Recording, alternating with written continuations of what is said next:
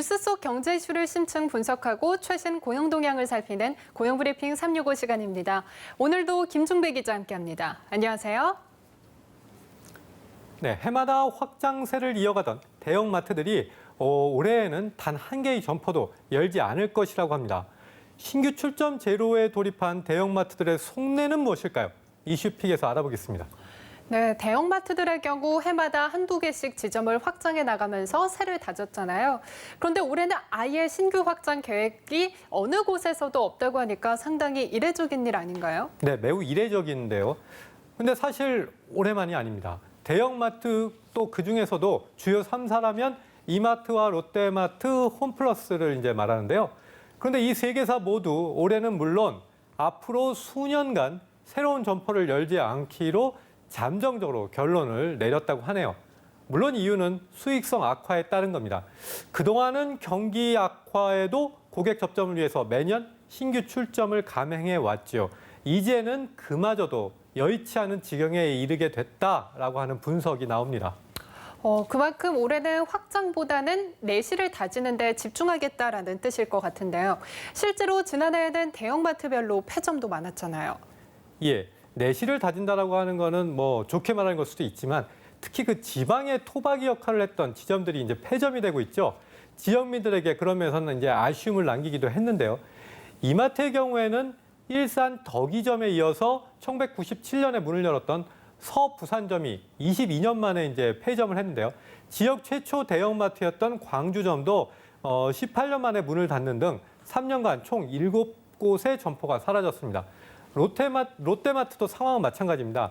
유통업계의 성수기라 이야기할 수 있는 하반기, 그러니까 6월과 8월에 각각 전주 덕진점과 수지점을 폐업을 했습니다. 홈플러스의 경우도 지점 수가 3개사 중 가장 작은데 이미 지난해 2곳을 폐점을 했다고 합니다. 폐점의 이유는 재무 개선의 이유라고 하네요. 더구나 전년도는 유독 대형마트의 겨울이 빨리 찾아왔잖아요. 특히 업계 1위인 이마트의 실적 부진이 굉장히 두드러지게 나타났어요. 네, 그렇다고 하는데요. 이마트는 지난 2분기에 이제 창사 이래 처음으로 적자의 쓴맛을 봤는데요.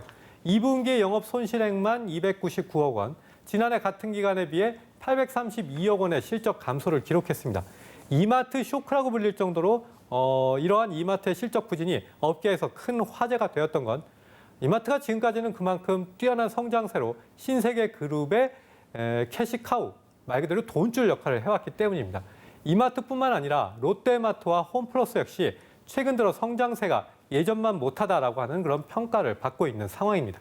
네, 사실 유통 공룡이라는 말까지 들었던 대형마트인데 이렇게 줄곧 하락세가 이어지고 있어요. 이렇게까지 부진을 면치 못하고 있는 이유는 뭔가요? 네, 대형마트의 부진이 시작된 건 온라인 쇼핑 업체들이 두각을 나타내면서부터입니다. 오프라인 매장보다 저렴한 가격, 또 새벽 배송, 총알 배송 이란 말까지 나오죠. 집안에서도 저렴하게 상품들을 배달받을 수 있다는데 그런 매력적인 조건에 소비자들이 대형마트 대신 온라인 쇼핑 업체들의 문을 더욱 두드리기 시작한 겁니다. 아시다시피 국내 내수 시장의 수요는 좀 한정적이기 때문에 온라인 쇼핑으로 소비자들이 몰리면서 상대적으로 대형마트의 성장세는 침체가 되고 있는 겁니다. 더구나 최근엔 이러한 온라인 쇼핑 업체들이 더욱 늘고 있는데요. 그러다 보니 대형마트의 입지가 더더욱 흔들리게 되는 상황이라 할 수 있습니다. 네, 아무래도 가장 큰 이유는 온라인 업체와의 경쟁에서 밀리고 있다는 건데요. 그런데 최근에 대형마트들 역시 이 같은 부진을 만회하려고 온라인 배송 서비스를 시작을 했잖아요. 저 역시 어제 이용을 했는데 그렇다면 이제는 어느 정도 대등한 경쟁을 할 수 있는 거 아닌가요? 네, 뭐 그런 생각도 가능한데요. 이번엔 또 법적인 규제가 대형마트의 이러한 노력에 발목을 잡고 있습니다. 온라인 쇼핑 업체들은 24시간 영업이 가능하죠. 그러니까 의무 휴업일이나 영업시간의 제한을 받지 않는다는 겁니다. 그런데 대형마트의 경우에는 2012년부터 전통시장 보호를 위해서 한 달에 2번 의무 휴업일과 영업시간을 지켜야 하는 상황이죠. 때문에 의무 휴업일엔 배송도 할 수 없습니다. 최근 전통상업보존구역의 범위도 확대가 되면서 신규 점포 출점에도 이전보다 제한이 더 심해지게 됐는데요. 더구나 이렇게 오프라인 매장이 중심이었던 대형마트들이 온라인 배송 서비스에 주력한다면 사실은 주객이 전도가 되는 것이기 때문에 온라인에 완벽히 집중을 하지도 또 오프라인 매장에서 세를 더 확장하지도 못하는 좀 애매한 상황에 놓이게 됐다는 겁니다. 네, 전통시장을 보호하자는 취지는 좋지만 문제는 이제 유통업계 판도가 오프라인에서 온라인으로 넘어간 시점이라는 거잖아요. 때문에 강자에서 밀린 대형마트만 몸이 묶인 상태다 보니 경쟁력이 온라인보다 약할 수밖에 없겠어요. 그런 지적도 가능할 것 같습니다. 때문에 이제 역차별 논란이 나오면서 대형마트 의무 휴업이라도 온라인 배송만큼은 가능하도록 하는 개정안이 발의도 됐습니다. 현재 국회에 계류된 상태인데요. 물론 대형마트 차원에서도 온라인 유통의 약점인 신선식품 배달에 주력하고 또 PB 상품이나 최저가 상품으로 소비자를 다시 불러들이려는 노력을 하고 있습니다. 그렇지만 3사 간에 결국 치킨 게임, 서로 간의 지나친 경쟁으로 인한 그런 피해가 서로 있게 되는 그런 상황이 될 거다라고 하는 말도 나옵니다.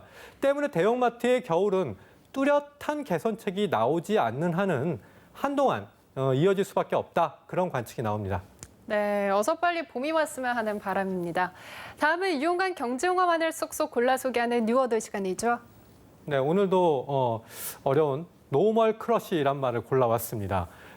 평범하다라는 말을 뜻하는 노멀이죠. 또 반하다라고 한 말의 뜻의 크러쉬 두 개가 합쳐진 건데요. 노멀 크러쉬는 최근 2030의 생활상을 뜻하는 용어라고 합니다. 특별하고 화려한 것보다는 평범하고 소소한 것에서 행복을 찾는 소확행, 그와 관련한 소비를 한다는 건데요. 얼마 전까지만 해도 이목을 끌었던 SNS 스타들의 화려한 일상에는 염증을 느끼면서 이제 오히려 소박한 것에 주목을 하게 되는 그런 것이 유행이 되고 있다는 겁니다. 소소한 일상을 공개하는 브이로그가 인기를 얻게 된 것도 이러한 노멀 크러쉬의 한 종류라고 할 수 있겠습니다. 네, 최근 북유럽의 소박한 삶의 여유를 즐기는 휘게나 미니멀리즘, 또 자연스러운 멋을 추구하는 패션인 놈코어, 이러한 것들이 2030 세대들 사이에서 유행인 것도 이러한 노멀 크러쉬 일환이라고 할 수 있을 것 같은데요. 그만큼 화려함보다는 소소함에서 안정을 찾는다는 거군요. 네, 그렇습니다. 뿐만 아니라 이제 번화가 대형 상권으로 대표되는 압구정, 강남, 이태원보다 상수나 합정의 소규모 상점들이 인기를 끌고 있죠. 그래서 대형 상권들이 쇠퇴하는 이유가 되기도 하는데요. 하지만 일각에서는 2030 세대들이 이처럼 노멀 크러쉬에 주력을 하게 된 건 청년 실업률이 높아지면서 그로 인해서 소비 규모가 점점 줄어들고 있기 때문이다라고 하는 분석도 나옵니다. 그래서 경기 침체가 계속되는 한 화려함보다는 소박함에 집중하는 노멀 크러쉬 현상은 더욱 증폭될 것이다. 이런 관측이 나오고 있습니다. 네, 소비자의 성향도 화려하고 큰 것에서 소박하고 작은 것에 집중하는 것으로 바뀌었는데 유통업계도 상황은 마찬가지인 것 같습니다.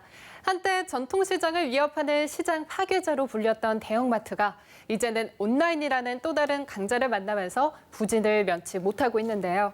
새로운 묘수로 기사회생을 할 수 있을지 한동안 대형마트의 행보를 지켜봐야 할 것으로 보입니다. 오늘도 김종배 기자와 함께했습니다. 고맙습니다.